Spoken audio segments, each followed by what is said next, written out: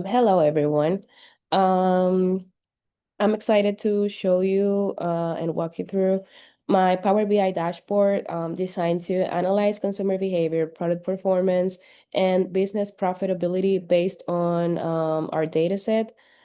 This dashboard is divided in five key pages, which are KPIs, customer journey, customer lifetime cycle, product performance, and final insights. Um, First, we start with KPIs. Um, we see that total revenue is 1.34 million. The quantity of customers is 3,187 total customers. And also we have here this card that says the average revenue per order, which is 363.53 um, by order. Then we have the maximum, minimum, and average lifetime value of the customers, giving us insight into how much value we generate per customer over time. On the right side, sorry, then we have the client segmentation chart by type. Um, in here, we can see the number of new active customers and new repeaters. And finally, we have the revenue by country bar chart, which shows us how much revenue every country drives. And we can see here that clearly Italy is the highest driver for revenue with 1,091,000 in revenue in total, which represents 81% of the total revenue. Now we go to the second page which is customer journey, and this will help us understand how customers behave over time. At the top left, we can see new versus returning customers per month, which reveals that repeat purchases started increasing steadily after the early months of 2020. Um, Then we have the orders over time, which is a line chart showing the total orders per month. And here we can observe seasonality and growth trends. Then we have the impact of marketing opt-in in orders. Um, we got this donut chart visualizing the impact of marketing opt-in in orders in the volume of orders.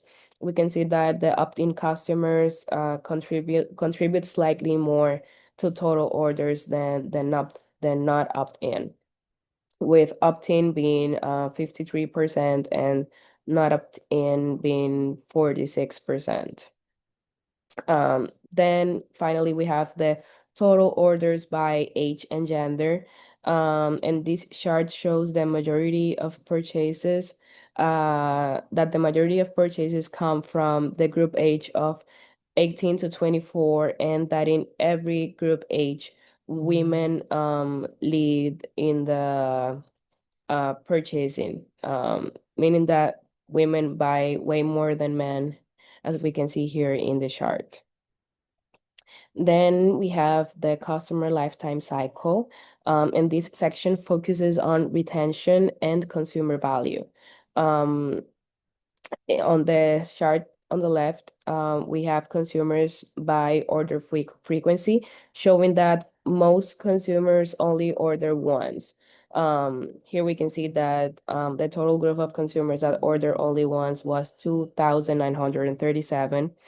Um, and then we have the a pie chart that shows churn versus retention. About 92% of consumers are retained, while 8% are churned, which is a positive retention ratio overall, though the frequency chart suggests limited repeat engagement. This lead us to consider engagement metrics like time between orders and churn indicators to identify potential improvement areas. Then we have the product performance page, and this page dives into revenue and margin across categories and stock keeping units. On the left, we have revenue by product category, where apparel and bags clearly dominate in revenue generation.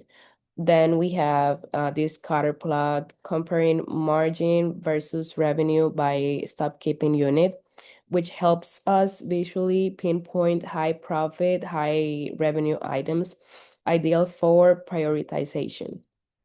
Then we have this tree mat that shows the bestseller SKUs, offering a quick snapshot of which specific products are driving the sales. See, here we can see that apparel, bags, and fragrances, and then accessories are the um, leading SKUs, which are part of the apparel bags, fragrances and accessories categories, just as it is shown here in the revenue by product category chart. And finally, we have the final insights. In this page, we consolidate our most strategic insights. We have this matrix to compare revenue, production cost, margin, order count for each product category. This will allow us to identify both strengths and weaknesses across the business. Here we can see that apparel leads in both revenue and profitability, generating over 200,000 in revenue and in the highest total margin with 167,000, making it the strongest product category overall. Then we have fragrances that deliver outstanding efficiency with 119,000 in margin from only 28,000 in production costs, proving that it is one of the most cost-effective categories despite lower sales volume. Then we have the mini bags that showed how high profitability potential, contributing 123,000 in margin with a moderate number of orders with only 210. This category could greatly benefit from targeted marketing to increase the volume of the orders. Then we have shoes and sneakers that are underperformers with the lowest revenue and the lowest margins, despite a relatively large number of orders for sneakers.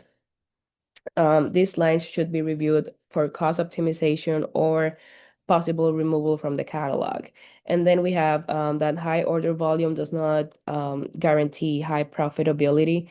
For example, in the small letter goods category, we have 538 orders, but only 50,000 in margin, showing the need to balance volume with cost and margin strategy. I think that in summary, this dashboard delivers a comprehensive view of our customer base, product dynamics, and overall business health. Each visual supports data-driven decisions for marketing, product development, and retention strategy. Thank you for watching, and I hope this inspires smart, actionable insights for the future.